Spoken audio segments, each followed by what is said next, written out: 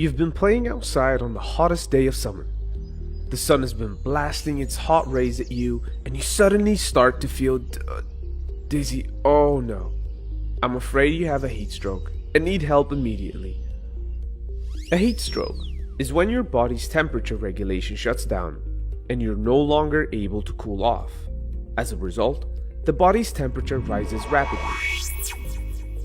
There are two types of heat stroke: classic, also known as non-exertional, or exertional. The main difference between these two is whether or not you were performing physical activities when the stroke occurred. A classic heat stroke happens when your body is exposed to high temperatures or humidity and has a poor way of cooling itself. In most cases of classic heat stroke, there's no history of major physical activity or effort, and the onset is often delayed and can take days to show. Typically, it affects the elderly and those who are chronically ill.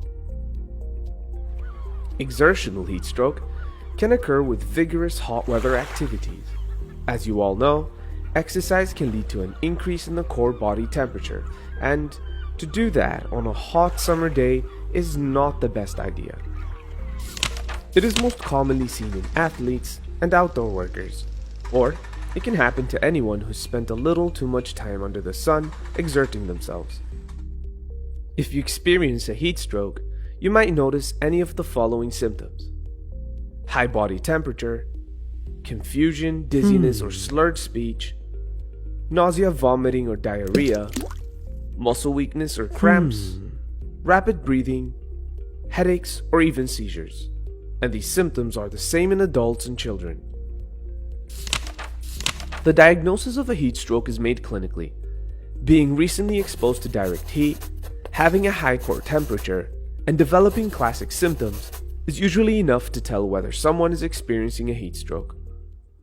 Your doctor might also order further tests to exclude organ damage, including blood tests, urine tests, and maybe some imaging. I hope you're not heating up during this video, but if you are, then don't worry. The treatment of heat stroke revolves around cooling the body down. And the fastest way to do that is to soak the body in cool water. Another thing we can do is apply ice packs to body parts such as the armpits, groin, neck, or back. A heat stroke can get very bad if left untreated. It can cause serious damage to vital organs such as the brain and the heart. And if it gets hot enough, the body can shut down. Extreme heat can be fatal, so don't take it lightly. Now, what we really want is to avoid a heat stroke altogether. And to do that, there's a few things you can do. 1. Stay well hydrated by drinking fluids. Also, try to avoid extensive exercises in direct sun heat. Wear loose clothing and use sunscreen. Overall, while there's many benefits to enjoying a sunny day, just be cautious not to take on too much heat. A heat stroke can be dangerous, but if you happen to witness one, just remember that cooling the body down is a priority. And with that, we hope you have a better grasp of heat strokes. See you next time.